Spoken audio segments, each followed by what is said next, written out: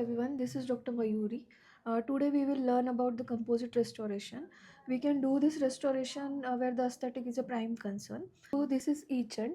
हम ये tooth surface पे अप्लाई करेंगे 30 सेकेंड्स के लिए अपने टूथ सरफेस पे रहेगा. इससे सरफेस रफनेस आता है.